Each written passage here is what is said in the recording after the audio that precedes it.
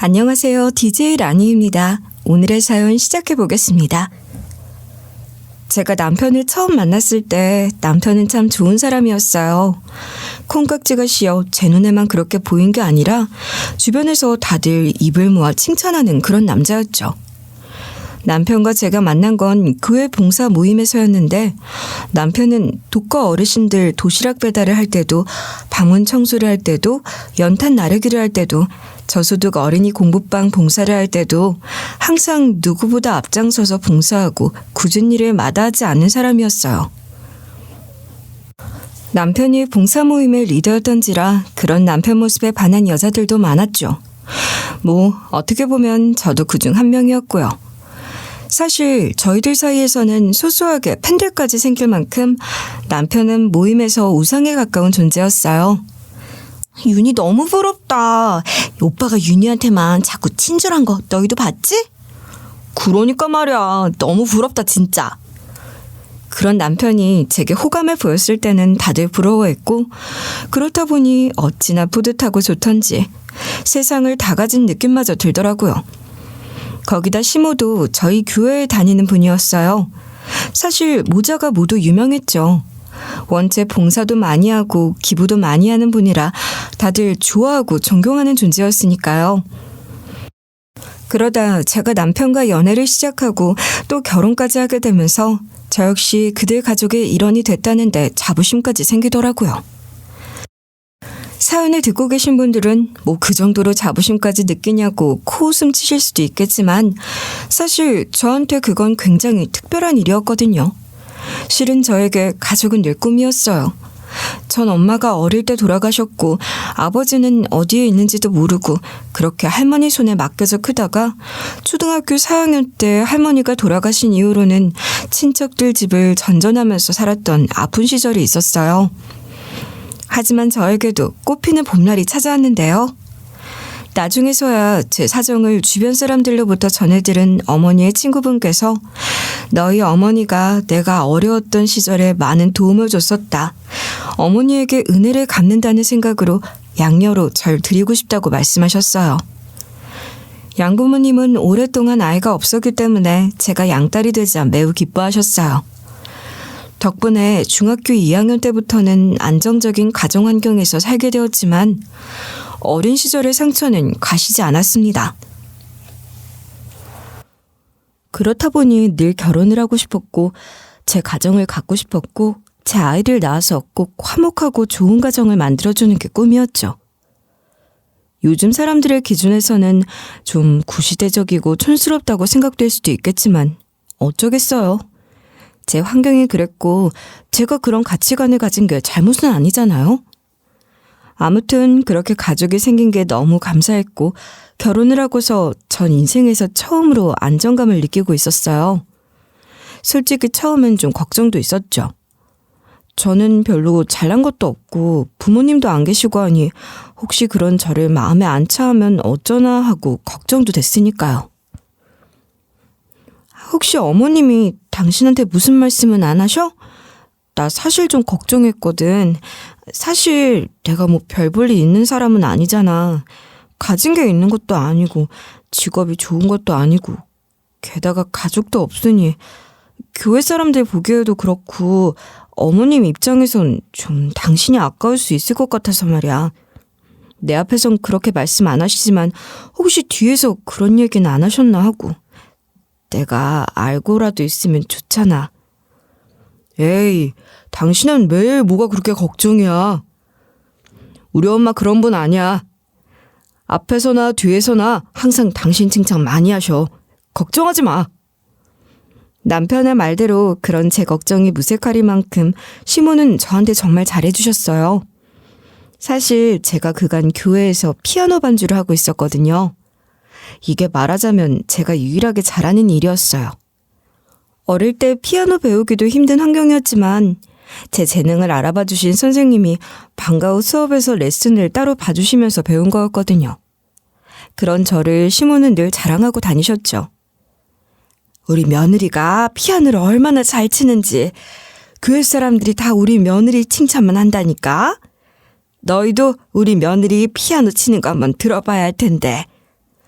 시모는 친구들을 만나면 그런 저를 민망하리만큼 자랑하셨고 항상 며느리가 너무 잘 들어왔다고, 그래서 본인 인생이 행복해졌다고 그런 말을 입에 달고 사셨죠.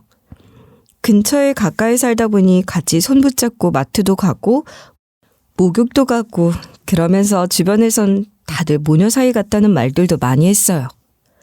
시모는 제게 정말 좋은 분이었지만 그런 시모에게도 딱 한 가지 단점은 있었습니다. 시간은 원체 부유했는데 시부가 돌아가시면서 유산을 많이 남겨뒀더라고요.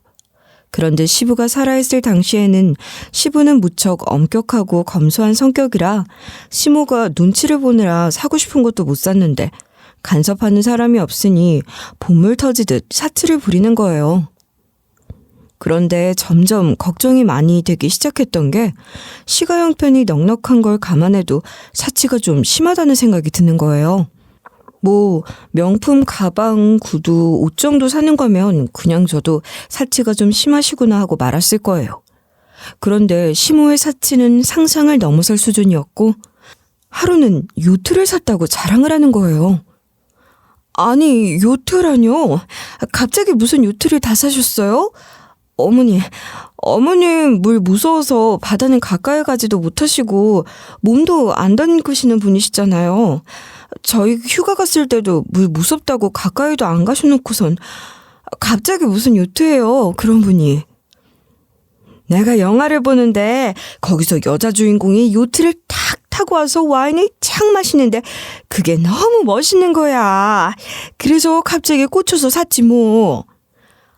아니, 영화 보고 멋있다고 따라할 게 따로 있지. 누가 멋있다고 요트를 따라 사요, 어머니. 그리고 그거 사놓고 운전은 어떻게 하실 건데요? 보니까 작은 요트도 아닌 것 같은데 이런 거 하나 운전하려면 자격증도 따야 하는 거 아니에요? 어머님, 저도 어머님이 다른 거 사시는 건 다 이해해요. 뭐 사고 싶은 거 사시고 그런 건 저도 어느 정도 이해한다고요. 근데 이건 좀 해도 너무 하신다고 생각하지 않으세요? 어머님 대체 그 요트 타고 어디에 가실 건데요? 물도 무서워하시는 분이 대체 그걸 타고 가실 수나 있겠어요? 가긴 어딜 가. 그냥 이렇게 세워놓고 바라만 봐도 뿌듯하고 배가 다 푸른데 뭘. 아니 그럼 그냥 가만히 모셔만 두려고 그 비싼 돈을 주고 사셨단 말씀이세요? 어머님, 제가 지금까지 어머님 하시는 일, 사시는 거 보고 한마디도 말 얹은 거 없는 거 아시죠? 근데 도저히 이번에 그냥 못 넘어가겠네요. 아무리 생각해도 이건 정말 아니에요. 결국 설득 끝에 시모는 요트를 어렵게 환불했지만 이후 저만 보면 흘깃거리기도 하고 점점 불편한 티를 내더라고요. 그리고 사치를 멈추는 게 아니라 사치품을 사도 그걸 저한테 안 들키려고 더 악착같이 숨기는 것처럼 보였죠.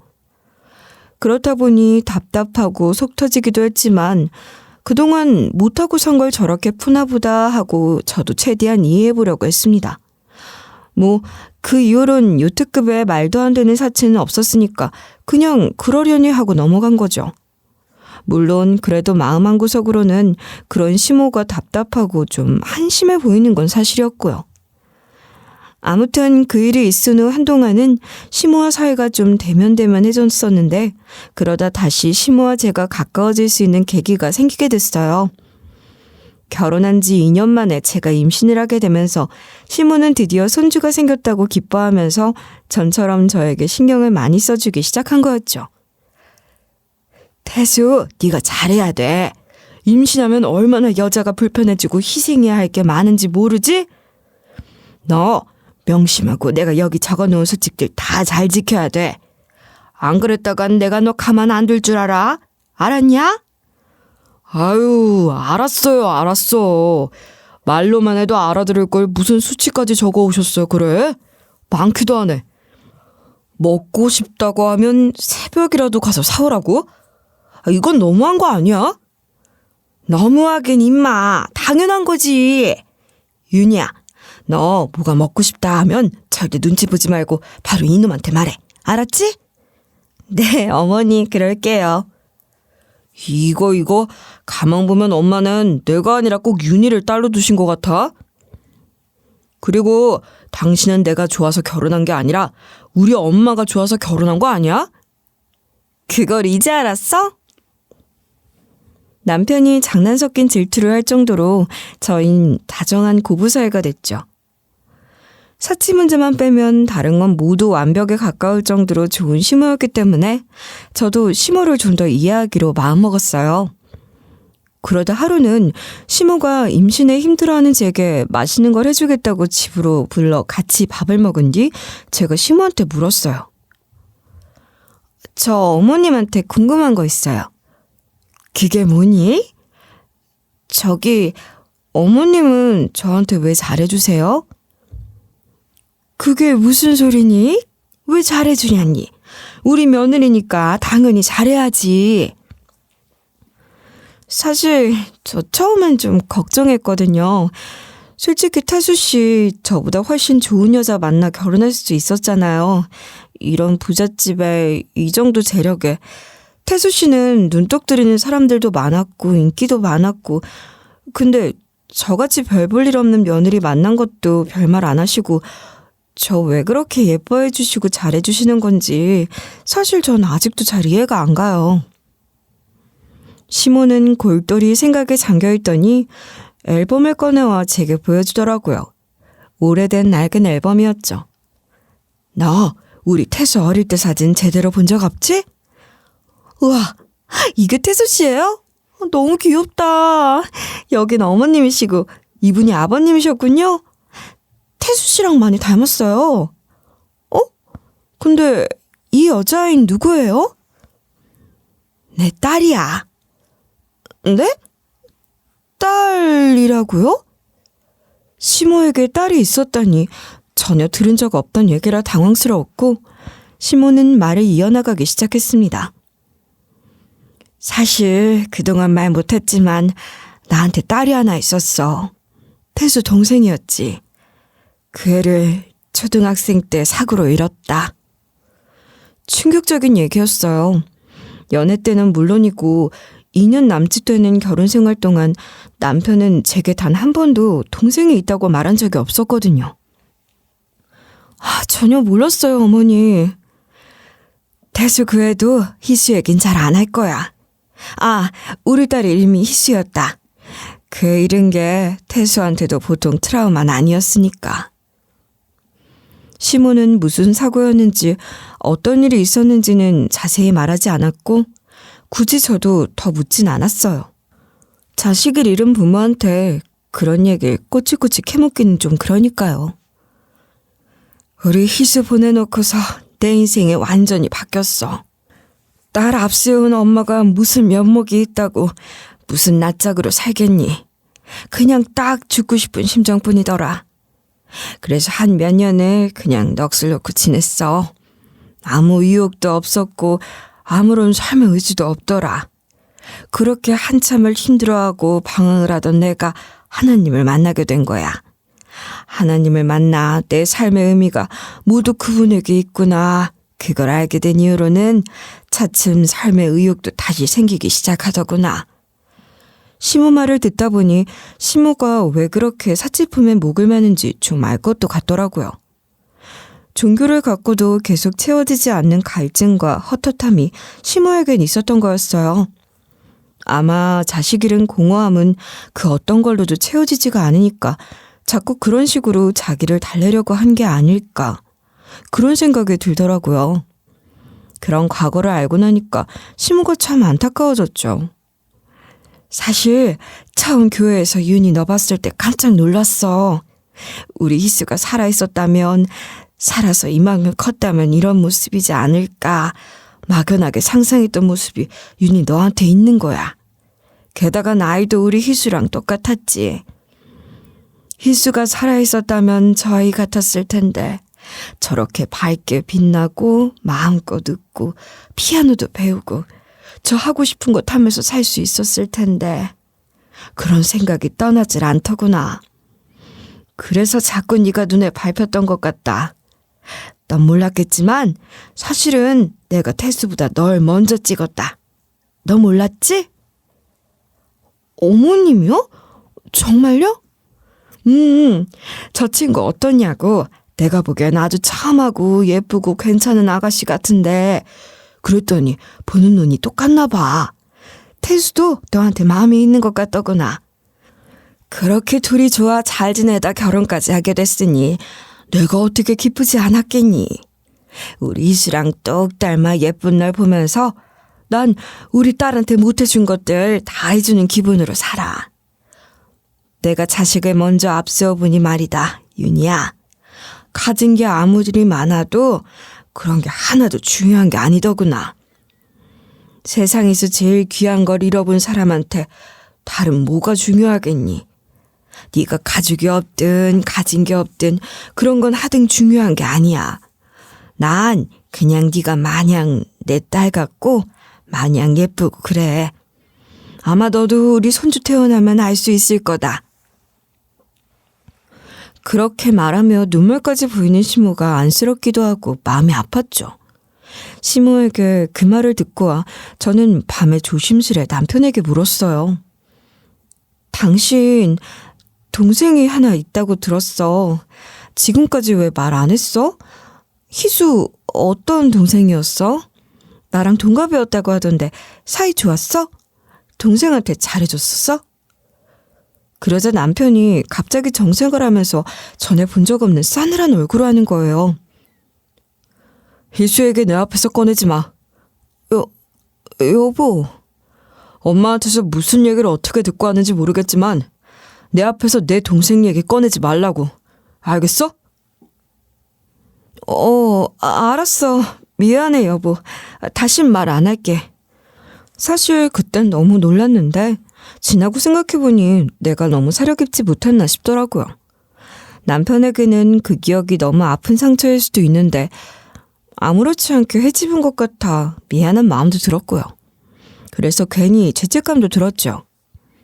어머님, 태수 씨는 동생 얘기가 아직 힘든 것 같더라고요. 괜히 얘기 꺼냈나 봐요. 아직 그 애한테는 상처는 아무 일이라 그런 모양이다. 언젠가 편하게 얘기할 날이 있겠지. 저 아가씨 그 일이라도 챙기고 싶은데 혹시 어떻게 하다가 사고가 난 건지 여쭤봐도 될까요? 교통사고였지.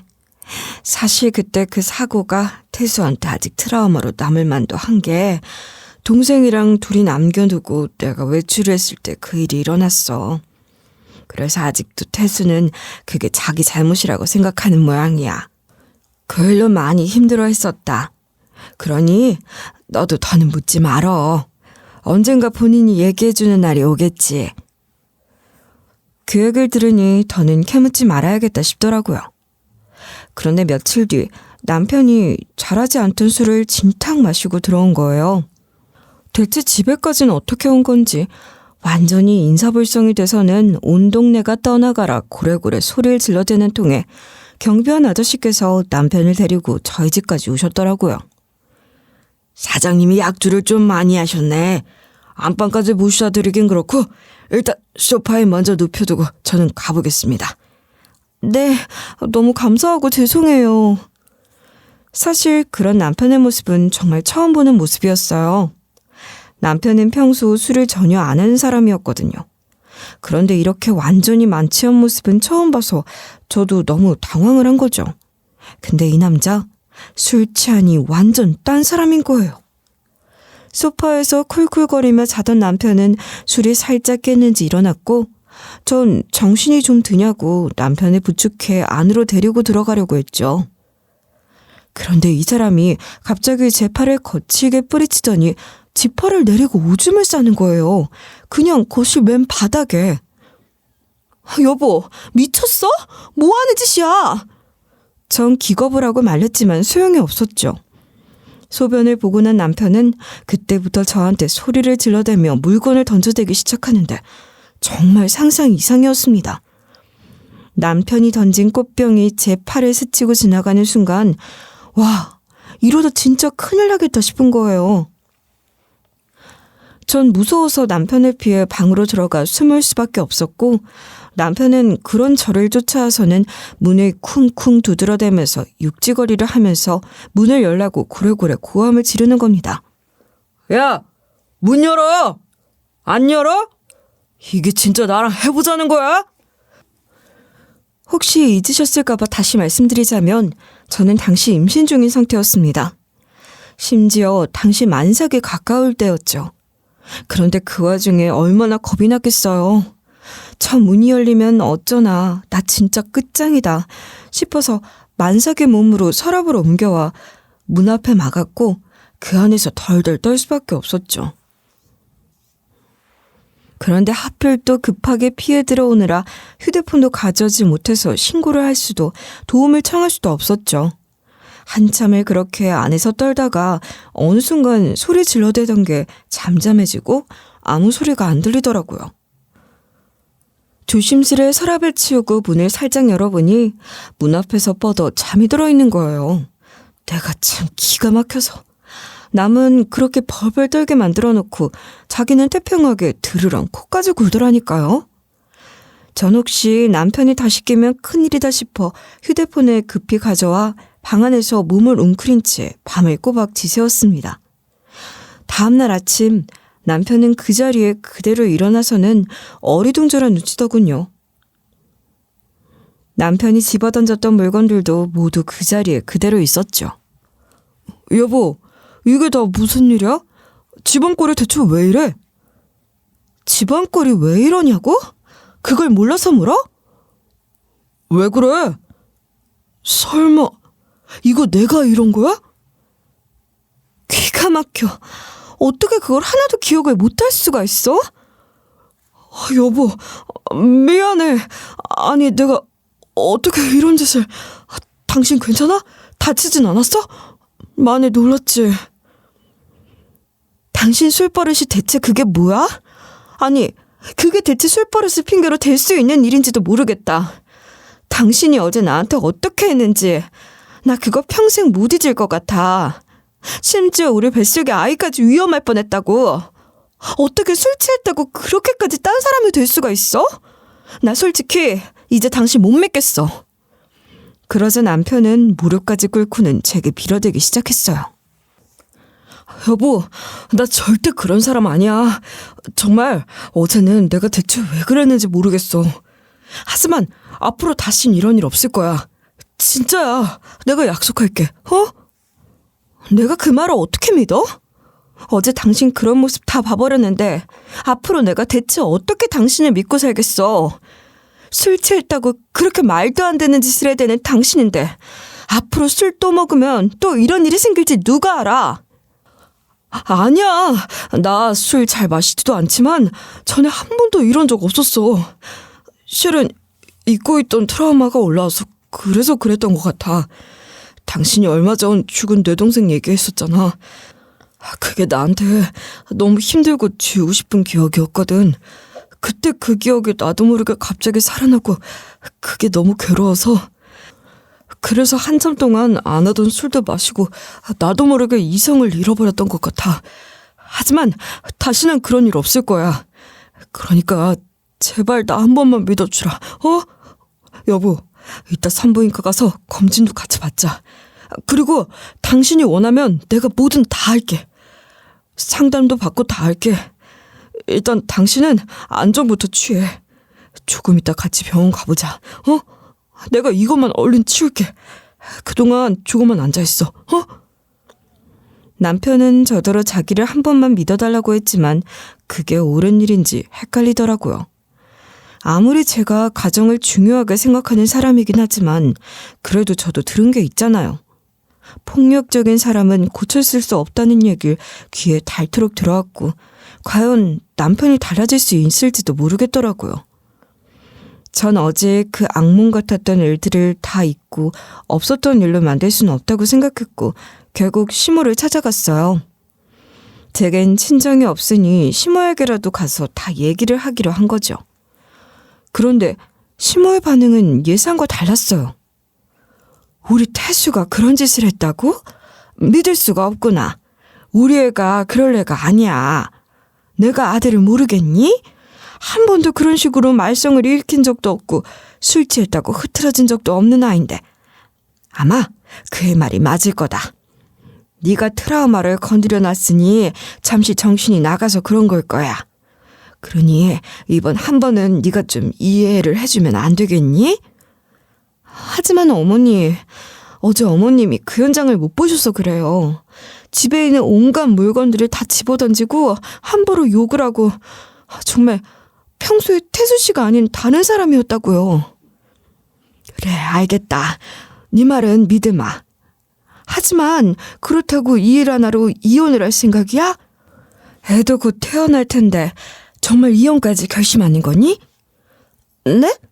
아니요, 꼭 그런 것까진 아니지만 그게 아니라면 더 마음 단단히 먹어야 돼. 자식도 곧 태어나는 마당에 그렇게 흔들려서야 되겠니? 가정을 지켜야 하는 엄마가. 만약에 태수가 한 번 더 그런 짓을 하면 꼭 나를 불러라. 그때 내가 감아. 그러니까 일단은 태수 말을 믿어보기로 하자. 나도 내 아들을 아니까 걔가 다시 그런 짓 할 아이는 아니라고 장담을 한다. 시모는 생각보다 격한 반응을 보이지 않았고 사실 저도 그렇다고 당장 이혼까지 결심할 용기는 없었기 때문에 일단 또 한 번만 그래봐라. 절대 안 넘어간다 하고 벼르고 있었습니다. 그런데 한동안 좀 잠잠하다 싶었더니 며칠이 지난 어느 날 또 술에 만취해 들어온 남편이 다시 난리를 피우기 시작하는 거예요. 어이, 야! 술상 차려와, 술상! 옆에 내가 말이야. 남편이 술을 먹고 왔으면 안주를 봐야 할 거 아니야? 너 똑같은 반찬 차려오면 작살날 줄 알아? 이번엔 술상을 봐오라고 고래고래 소리를 질러댔고 허공에 대고 발길질까지 해대더군요. 허공에 대고 하는 발길질이었지만 제겐 마치 저에게 하는 행위처럼 느껴졌습니다. 심지어 저는 만삭의 임산부였으니 몇 배로 고통스럽게 다가오는 게 당연한 일이었죠. 여보, 나 장 봐올게. 당신 차려줄 게 없네? 금방 장 봐서 올 테니까 잠깐만 기다려. 알았지? 빨리 갔다 와! 겁을 먹은 저는 장 보러 갔다 오겠다는 핑계를 대고 얼른 도망을 나왔고 시모에게 허겁지겁 연락을 했습니다.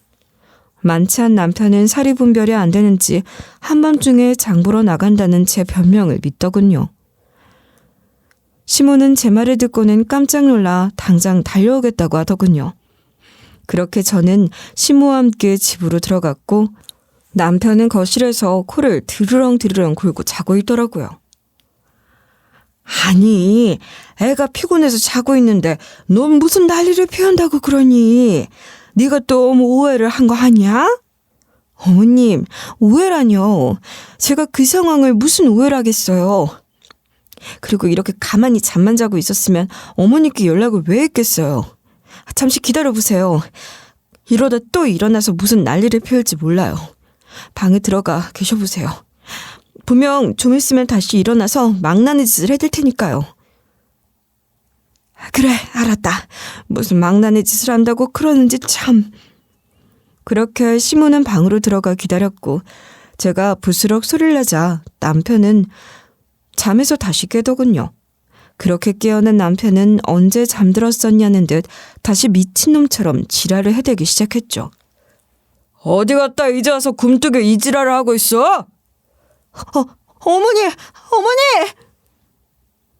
방에 있던 시모는 제 고함 소리를 듣고는 거실로 달려나왔고 허공에 대고 발길질을 해대는 남편을 딱 발견하고 말았죠. 시모는 그 자리에서 개망나니 아들을 향해 뺨을 있는 힘껏 후려 갈기더군요. 남편은 물론 저조차 당황스러울 만큼 세게 뺨을 후려 갈기고 나니 남편도 좀 정신이 드는 듯 하더라고요. 윤희야, 미안하다. 내가 이놈이 이런 짓까지 하고 있는 줄을 모르고 네 말을 다 안 믿었구나. 오해라고. 무슨 이유가 있을 거라고. 우리 애가 그런 짓까지 할 놈은 아니라고. 잘 알지도 못하면서 그렇게 말한 거 내가 사과하마. 내가 이놈이 이렇게 구는 걸 다 확인한 마당에 이런 놈하고 널 어떻게 한 공간에 두겠니? 일단 나가 있어. 내가 다 해결할 테니 안전한 곳으로 몸 피해 있어라. 내가 네 말 믿어주지 못해 너무 미안하다, 윤희야. 시모는 제게 사과하며 저를 대피시켰고 저는 일단 불이 나게 도망부터 칠 수밖에 없었습니다. 간단하게 짐을 챙겨 택시를 잡아타고 우선 친정인 양부모님 댁으로 향했습니다. 이 난리통에 대체 무슨 일인지 경황이 없는 데다 양부모님께 가서는 대체 이 상황을 또 어떻게 설명해야 하나 싶어 막막하던 와중에 택시 안에서 휴대폰 알람이 울리더라고요. 알람은 다름 아닌 홈캠 알람이었어요. 곧 아기가 태어날 예정이다 보니 제가 시험 삼아 베이비 홈캠을 주문했었고 마침 오늘 홈캠이 와 설치를 해둔 터였거든요. 그런데 저도 남편 때문에 워낙 정신이 없다 보니 설치를 해둔 것 자체도 완전히 까먹고 있었던 거예요. 그래서 처음엔 알람이 온 걸 보고도 이게 뭐지? 순간 이해가 안 됐죠. 그러다 뒤늦게 깨닫고 어플을 열어본 순간 홈캠에 녹화되어 있는 충격적인 시모와 남편의 대화가 들려오기 시작했습니다. 정말이지 할 말을 모두 잃게 만드는 대화였죠. 엄마, 연기 좀 잘하시던데? 아직까지 뺨이 욱신욱신하네. 우리 엄마 막장 드라마 나가셔도 되겠어. 많이 아팠지 우리 아들? 그래도 이렇게 한 방에 확실하게 처리하는 게 나아. 애매하게 때렸다가는 걔도 눈치채고 이도저도 아니게 된다니까? 맞아, 잘했어. 엄마가 아니었으면 나 정말 막막했을 거야. 그래, 이 엄마가 누구니? 그리고 너 걔한테 혹시라도 직접적으로 발로 차거나 그런 건 안 한 거 맞지? 그런 거 했다가는 이혼하면서 재산 죄다 뺏기고 오히려 손해만 본다고 내가 너한테 분명히 일렀는데. 엄마, 내가 아무리 술 취해도 누구 때린 적은 없어. 내가 주사는 좀 있지만 사람을 직접 친 적은 없잖아. 아무튼 엄마 고마워. 엄마 아니었으면 나 저 여자랑 계속 지옥에서 살 뻔했어. 알고 보니 시모와 남편은 서로 한통속이었던 겁니다. 시모는 저한테는 마냥 좋은 시어머니인 척, 착한 척, 천사표로 가증스러운 연기를 해대고 있었고 사실은 남편이 주사가 있는 것도 모두 알고 있었던 거예요. 오히려 그걸 이용해 일을 꾸민 거였죠. 근데 이쯤 되면 윤희 걔도 이혼하자고 하겠지? 괜히 우리 집 재산 노리면서 참고 버틸까봐 걱정이네. 이런 일까지 당하고도 계속 살자 그러는 등신이 어딨니? 그리고 내가 밑밥 잘 깔아놨으니까 그런 일은 없을 거야. 처음엔 나도 한번 일부러 이혼을 말리는 뉘앙스로 말을 해놨거든.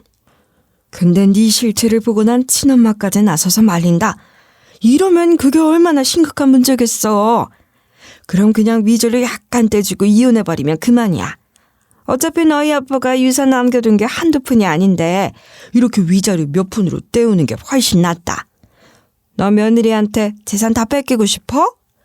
재산만 뺏기면 망정이지. 더한 짓도 할래잖니. 맞아 엄마.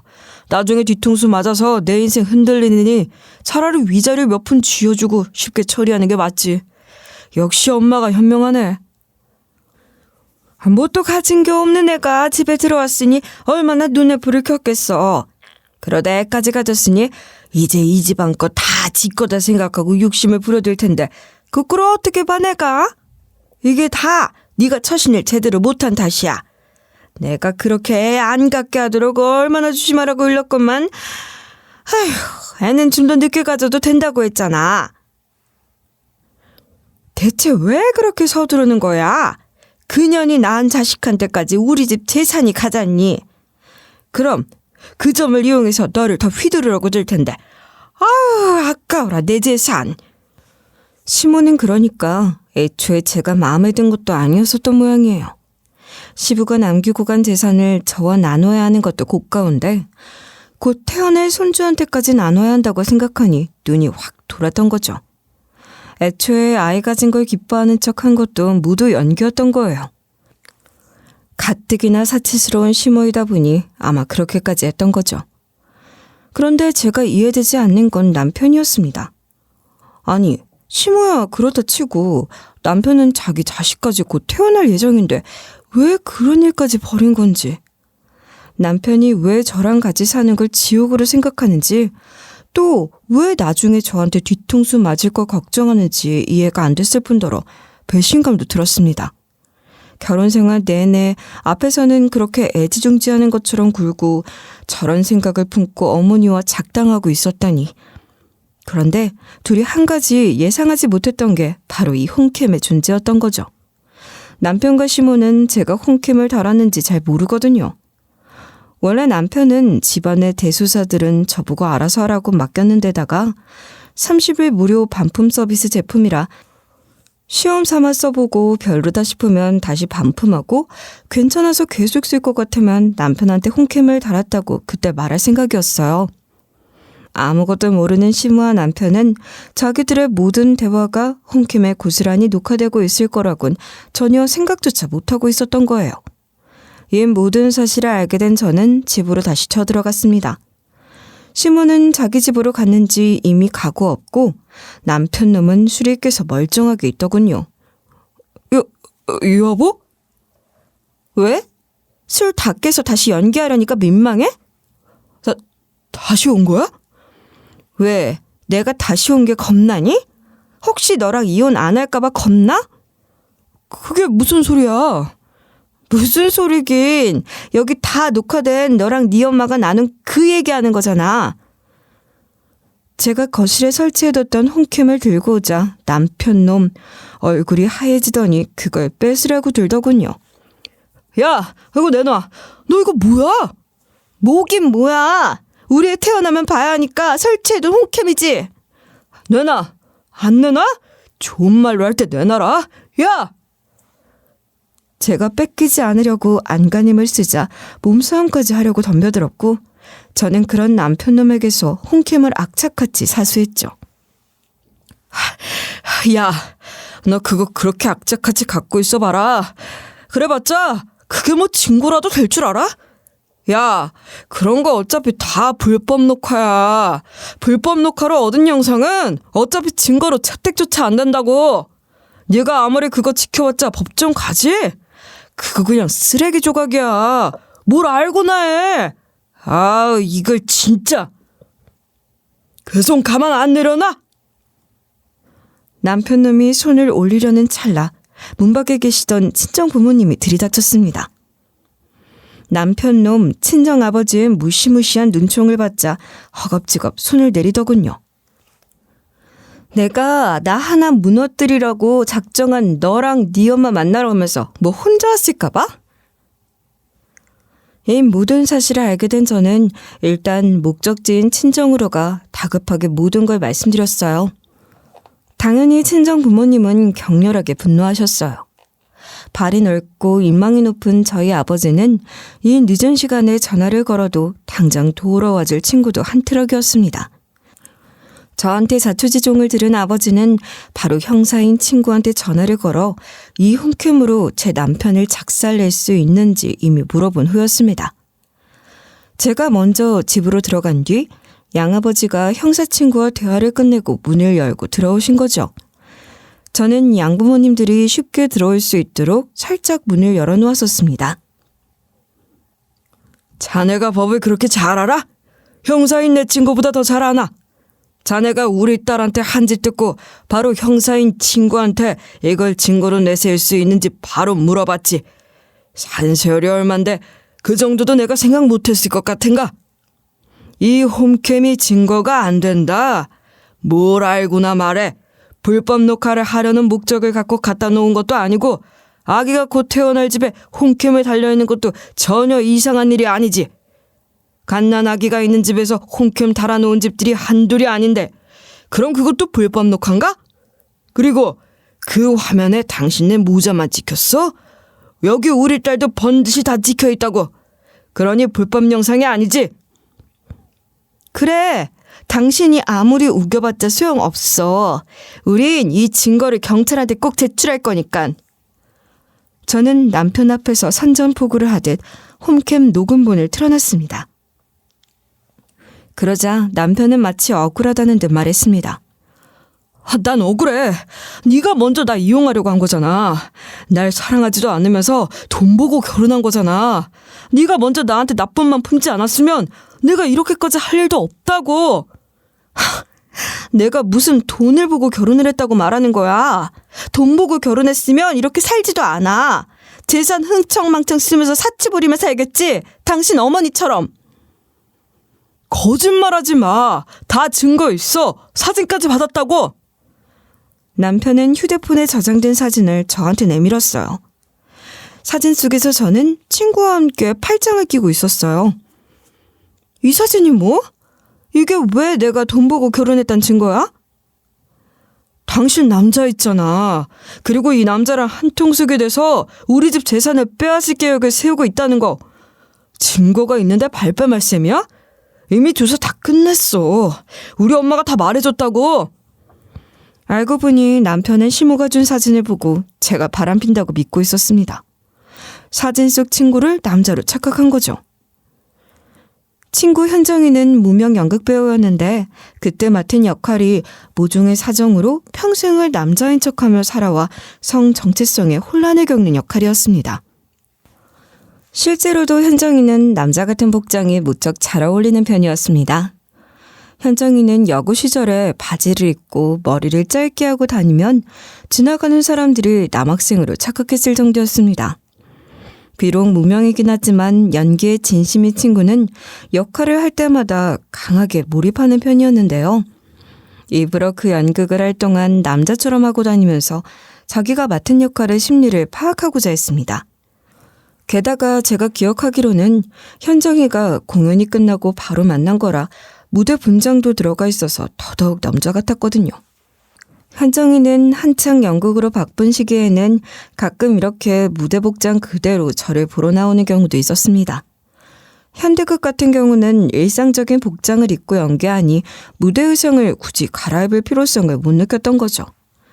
저는 증거로 SNS에 올라온 커튼콜 사진을 보여줬습니다. 저랑 만났을 때와 똑같은 복장으로 관객들에게 인사를 하는 친구의 모습을 볼 수 있었죠. 내가 당신한테 말하지 않았어? 현정이 남장 여자 역할한다고. 당신 현정이 본 적도 있지 않아? 당신 친구가 한둘이야? 나는 그냥 그런가 보다 흘려들었지. 그리고 현정 씨 본 게 한참 전 아니야. 몇 년 전인데 내가 어떻게 알아? 그리고 그때는 이렇게 남자처럼 하고 있진 않았을 거 아니야. 진짜 어떻게 이렇게 남자처럼 생겼냐? 남편은 제가 바람핀다는 사실에 눈이 돌아가 버려서 시모가 얘기해 준 걸 싹 다 믿어버린 겁니다. 시모는 자신이 고용한 사설 탐정이 우리 둘이서 한 이야기도 전해줬다고 거짓말을 쳤습니다. 시댁 집안의 재산을 다 털어버릴 무시무시한 계획을 구체적으로 세우고 있다는 내용을 말했는데 진짜 사설 탐정이 저희 대화를 들었다면 더더욱 바람이 아니라는 걸 알았을 겁니다. 현정이는 얼굴만 남상이지 목소리는 천상 여자거든요. 제가 봤을 땐 시모가 일부러 제 약점을 캐내려고 사설 탐정을 고용한 건 맞는데 건덕지를 못 건지니 일부러 사실을 조작하여 남편이 저를 오해하게 만든 것 같았습니다. 남편은 저한테 사죄하면서 어쩔 줄 몰라 했습니다. 남편은 처음에는 바로 저한테 가서 따질 생각이었지만 어머니의 제지로 일을 꾸미게 되었다고 합니다. 일단 스스로 이혼하게 만든 다음에 그때 우리가 가져온 증거로 선빵 날려서 저것들을 감옥 보내자. 저런 애들은 자신의 계획이 먼저 폭로당하면 무슨 짓을 할지 모른다. 실제로도 쟤네들은 만약 자기들 계획이 들키게 되면 너한테 무시무시한 짓을 하려고 준비 중에 있더라고. 일단은 안전을 위해 상대방 쪽에서 먼저 이혼을 요구하게 만들라면서 내가 다 생각이 있으니 나만 믿으라고 했다고 합니다. 모든 사실을 알게 된 남편은 저에게 빌었지만 저는 부부간의 신뢰를 깨버린 사람과는 함께할 수 없다고 말했습니다. 남편은 울고불고 난리 났고 당신이 나를 버린다는 것은 상상도 할 수 없다면서 이 자리에서 자기 결심을 보여주겠다고 했습니다. 그리고 한밤중에 시모를 불러서 의절하겠다고 말했죠. 엄마, 왜 거짓말했어? 그렇게 재산이 욕심났어? 내가 언제 엄마 하자는 일 막은 적 있어? 아니, 너는 전현 말을 믿니? 엄마 말보다 여자 말이 먼저인 게야? 그럼 증거를 보여줘. 엄마, 사진까지 가져올 정도였으면서 왜 두 사람의 대화는 녹음하지 않았어? 확실하게 그런 대화를 했다면 증거도 있어야 하지 않아? 내가 오늘 밤 알게 된 건 아내가 외도했다는 말도 사실이 아니고 심지어 팔짱 끼고 다정하게 걷던 상대가 남자도 아니었단 사실이야. 모든 게 거짓말이었어. 대체 엄마가 어떻게 이럴 수 있어? 시무는 처음엔 아니라고 잡아떼면서 길길이 발악을 하다가 결국 코너에 몰리다 시인했습니다. 그럼 나보고 어떡하란 말이니? 재산은 며느리랑 손주한테도 나눠야 한다는 데다가 심지어 며느리는 나 사고 싶은 것도 못 사게 막는데 평생을 남편 눈치만 보고 살았다. 이제 좀 편하게 나 하고 싶은 대로 살아보려는데 그게 그렇게 큰 욕심이니? 너도 나처럼 살아보면 그렇게 될 거야. 엄마, 실망이에요. 집사람은 그렇다 쳐도 손주한테 가는 것까지 아까울 정도야? 난 엄마가 내 몫의 재산도 잘 관리해주겠다고 해주셔서 믿고 맡긴 거였는데 엄마가 사지 심한 건 알았지만 그래도 항상 날 먼저 생각해주니 내 재산은 절대 손대지 않을 거라 생각했거든? 근데 지금 보니 내 판단이 잘못됐어. 당신은 이제 더 이상 내 엄마가 아니야. 돈에 미쳐서 가족도 안 보는 사람이 무슨 엄마라고. 남편은 그날로 어머니와 의절했습니다.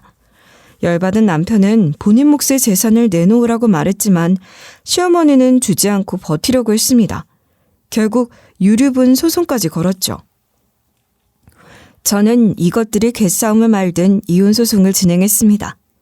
남편은 매일같이 와서 빌고 주사가 있는 자신의 습관을 고칠 거라면서 치료를 받는 모습을 보여줬지만 저는 절대 마음을 움직이지 않았어요. 하지만 사람 일이란 참 모를 일이죠. 그날도 저는 애원하며 찾아온 남편에게 접근 금지 명령 신청을 할 거라고 했습니다.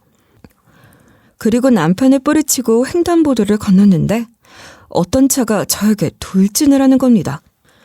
남편이 재빨리 뛰어와 저를 감싸는 바람에 크게 다치지 않았지만 문제는 남편이었습니다. 남편이 치인 차는 음주운전 차량으로 만취한 상태로 운전하다가 사람을 친 거였죠. 남편은 의식을 잃고 며칠 동안 깨어나지 못했고 저는 그런 남편을 보며 펑펑 울며 제발 깨어나라고 말했습니다. 저한테 그딴 짓을 한 남자인데 구해줬다고 마음이 약해진 걸까요? 남편은 다행히 정신을 차렸습니다. 남편이 저를 보고 가장 먼저 했던 말은 당신은 괜찮냐는 말이었습니다. 이 당시 저는 아이를 낳고 조리원에서 지내다가 집에 온 상태였는데요. 애 낳고 나서 사고 때문에 몸이 성치 않을 텐데 혹시라도 잘못되었을까 안절부절하더군요. 그 말을 듣고 이혼소송 건 것을 취소해야겠다는 생각이 들었습니다. 남편은 큰 잘못을 저지른 것은 사실이지만 저를 많이 사랑한 것은 사실이니까요. 바보 같다고 욕하실 수 있지만 사람 마음이 제 마음처럼 안 되더라고요. 저 답답한 여자 맞습니다. 부정하지 않아요.